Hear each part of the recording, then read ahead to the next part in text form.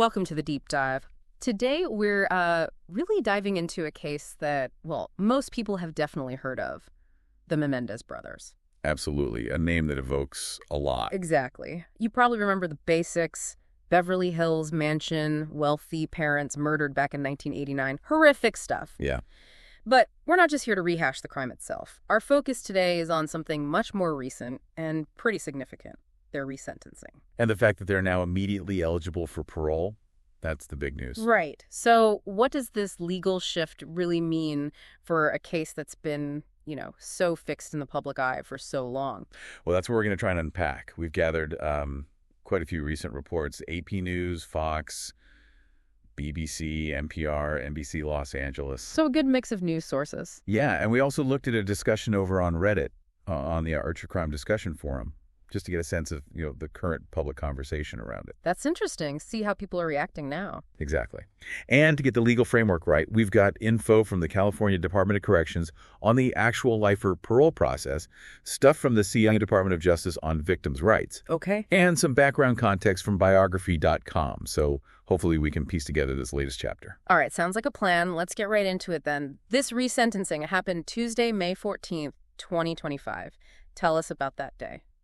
Okay, so Judge Michael Jesic from the L.A. County Superior Court, he handed down the ruling, and it fundamentally changed their sentences instead of life without parole. Which was the original sentence, right? Yes, the original sentence. Yeah. He reduced it to 50 years to life. And a big reason for this was AB 600. AB 600, what's that? It's a California law, relatively recent, that allows courts to revisit long sentences, especially those given out decades ago, and sort of align them with maybe more current thinking on punishment and, importantly, rehabilitation. Ah, okay, so it's a part of a broader look at old sentences. Pretty much. But it wasn't just AB 600. There was also a habeas corpus petition filed back in May 2023. A habeas corpus. Right, that's when you argue the imprisonment is unlawful. Exactly. In this case, it pointed to new evidence related to those long-standing claims of sexual abuse.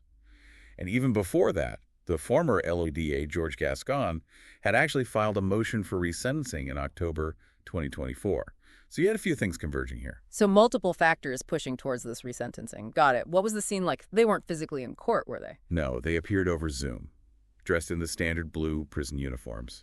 And by all accounts, it was pretty emotional. Both brothers gave statements. What did they say? The key thing seems to be this idea of taking responsibility. Yes, both Lyle and Erik used phrases like full responsibility. They admitted to the murders. But interestingly, reports also mentioned they were seen smiling, waving to family and friends who were watching. Huh. That is quite a contrast. The words versus the actions. What were Lyle's specific words? He spoke first. He did. He was apparently quite direct.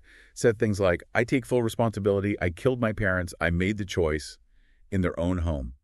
He said he offered no excuse, didn't blame his parents, called himself impulsive and immature, and deeply ashamed.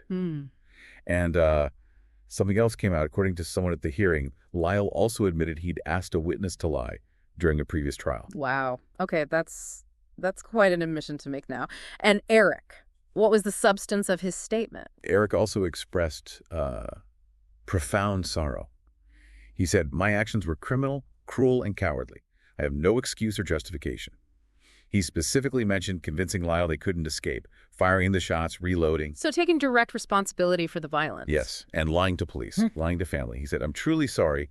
This crime should have never happened. I know my parents should be alive and aren't because of me. He talked about imagining their fear, feeling responsible for their last moments. Very explicit apologies.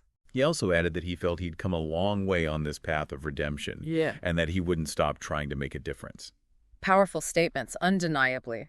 But let's circle back to what the judge said, because this resentencing isn't a get-out-of-jail-free card, is it? Not at all. And Judge Jesic made that crystal clear. He stated, and I'm quoting here, I'm not suggesting they should be released on parole. That's not for me to decide.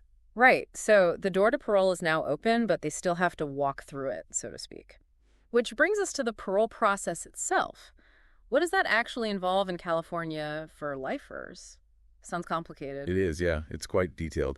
The basic idea for inmates with indeterminate sentences like life with the possibility of parole is they only get out if the Board of Parole hearings decides they're no longer an unreasonable risk to public safety. Okay, the Board of Parole hearings, how do they figure that out? What's the process? They hold these things called lifer suitability hearings.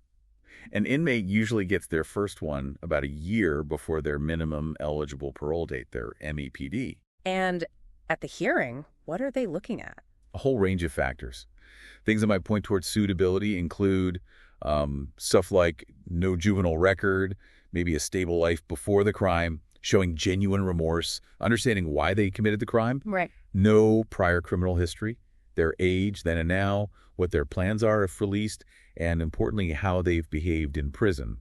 They also have to consider things like battered woman syndrome if it's relevant. Okay, so those are the pro-parole factors. What about the other side? What makes them think someone isn't suitable? Well, the biggest one is often the crime itself, how severe it was. Then any past violence, an unstable background, maybe prior sexual offenses of a certain type, psychological issues related to the crime, and bad behavior inside prison. Makes sense. And a really key one, according to the California Supreme Court, is a lack of insight. Like, do they really get the harm they caused? Do they truly take responsibility? That weighs heavily against parole. So it's a deep dive into their whole life, basically. Past, present, future plans, psychological state. What if the board says no? If they find someone unsuitable, they have to explain why, using specific evidence. If they're relying on static factors, like the original crime, things that don't change, they need to show there's still some evidence suggesting the person is a risk today. Okay. And parole gets denied. Then what? They'll schedule the next hearing, often several years later, though the inmate can ask for an earlier one if something significant changes. Who's actually making this decision? Who sits on the panel? It's usually a panel with a commissioner and a deputy commissioner. The inmate has their lawyer there. The district attorney from the county where the crime happened can also be there, ask questions, argue against parole. And victims or their families. Absolutely crucial. Yeah. Victims or their representatives have the right to attend and speak. They can talk about the impact of the crime and give their opinion on whether parole should be granted. Right. Their voice needs to be heard. Can the general public get involved? Yes. Anyone can send written comments to the board about an inmate. That goes into the official file and gets considered. Okay. Now, let's say the board does recommend parole. Is that it? Is the decision final? I thought the governor had a say. You're right. The governor plays a significant role, especially in murder cases. After the board makes its decision, there's a review period. Then the governor can actually review the decision. They can ask the board to reconsider, or in murder cases, they can just outright reverse or change the board's decision themselves. So even a yes from the board isn't guaranteed release. The governor has the final word, potentially. That's a critical piece of the puzzle, yes. So applying all this to the Menendez brothers, what's the immediate next step for them in this parole process? They have a date scheduled, June 13th. They'll appear before the parole board then. But this specific appearance is for something called a Comprehensive Risk Assessment Report, or CRA. Federalism ordered it. A risk assessment. So basically an in-depth evaluation of their current risk level. Exactly. It's a detailed look at whether they'd pose a danger if released. And didn't you mention clemency earlier? Governor Newsom is looking at that too. How does that fit in? Right. Clemency is a totally separate thing. It could mean a pardon or having their sentence commuted, shortened, but it's a different track from parole. They can't be combined. Okay, so two separate paths potentially leading to release running in parallel. What happens with the clemency request after this June meeting? The parole board is expected to give its recommendation on the clemency request to Governor Newsom sometime after that June 13th date. But the governor could act independently on clemency anyway. Yes. He has the power to commute their sentence at any time, irrespective of what the parole board recommends on either parole suitability or clemency. It's just so many layers, which brings us inevitably to the core issue that's always surrounded this case, the abuse claims. Yeah, for over 30 years now, their defense has been built on this argument that they killed their parents in self-defense, or maybe imperfect self-defense, after years of terrible sexual abuse by their father, Jose. And that claim has always been incredibly divisive. Hugely divisive. And it feels like the conversation around it has maybe shifted a bit over the years, especially recently. You mean with the Netflix show, the docudramas, they definitely brought the case back into the public eye. For sure. And those newer programs seemed, at least in some circles, to generate maybe more sympathy or at least more willingness to consider the abuse narrative seriously. You mentioned looking at that Reddit discussion on our true crime discussion. What was the vibe there? Still divided? Oh, absolutely divided. It was a fascinating snapshot. You had a lot of commenters who strongly believed the abuse happened, that it was severe, and that life without parole was way too harsh because of it. What kind of evidence or points were they bringing up? They were citing things that have been part of the narrative for years. Alleged naked photos, testimony from cousins who said the brothers told them about the abuse, claims Kitty Menendez mentioned secrets to her therapist, Right. evaluations by child abuse experts who concluded they were maltreated, behaviors that some argue are consistent with abuse survivors. There was mention of that letter where Erik allegedly said his dad was still molesting him, and even that really disturbing story about Lyle supposedly mimicking his father's actions towards Erik. Heavy stuff. Yeah. And what was interesting on Reddit was a sense of a generational split.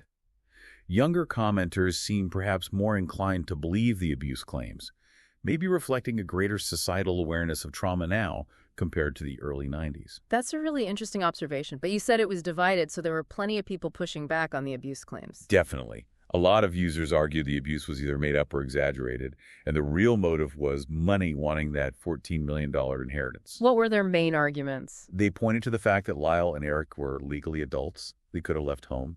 The infamous spending spree right after the murders, and just the sheer brutality of the killings themselves. Some people just don't buy the displays of remorse either. And I imagine there were people in the middle. Yes, quite a few suggested maybe both things were true. That they were abused, and they also wanted the inheritance. That the motivations weren't necessarily mutually exclusive.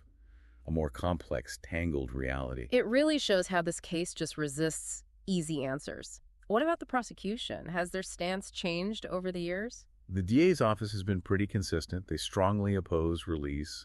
They talk about a litany of lies going back to the murders, arguing the brothers haven't really, truly taken full responsibility. Even acknowledging any rehabilitation. They sometimes acknowledge the positive things, the programs they've done in prison, but the focus always comes back to the brutality of the crime and the need for absolute certainty about rehabilitation before release could even be on the table.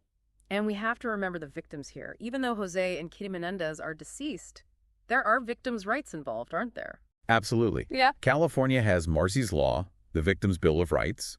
It guarantees victims, or their families, the right to be heard at parole hearings. And crucially, it mandates that the safety of any surviving family and the public must be considered before parole is granted. So the board has to weigh the potential impact on others. It's a legal requirement. It's just such a weight on that parole board. And thinking about time served, it's been over 3 decades now. Over 30 years, yes. A very long time. And in that time, we have heard about rehabilitation efforts. Yes, there have been fairly consistent reports over the years. Both brothers apparently earned college degrees while inside. They've reportedly worked in prison hospice programs, caring for dying inmates. And they've apparently mentored other inmates in college programs, too. Kim Kardashian actually wrote about some of this back in 2024, highlighting their efforts. Right, I remember that. And it's striking that even the prosecutor acknowledged they'd done great things in prison despite opposing their release. That quote really captures the tension, doesn't it? You could acknowledge positive actions, rehabilitation efforts, but still grapple with the enormity of the original crime and the question of whether release is appropriate. It perfectly sums up the difficulty here. There are no easy answers. So let's try and summarize. The huge development is the resentencing. Lyle and Erik Menendez, after over 30 years, are now eligible for parole. It's a whole new phase for this case. And it just forces you, again, to confront these really tough questions about abuse, about accountability, about whether people can truly change after committing such violence, and what justice even looks like this far down the road. Yeah, and as that Reddit discussion showed, public opinion is still all over the map. Strong feelings about their guilt, the abuse claims, whether they deserve freedom, it's still incredibly polarizing. It absolutely is. And it leaves us, and in you, the listener, with this thought. Given everything the decades served, the persistent abuse claims with at least some corroborating elements, the documented rehabilitation efforts, what should the parole board and Governor Newsom prioritize? What factors carry the most weight now? This case just keeps challenging how we think about crime, punishment, and the capacity for human change.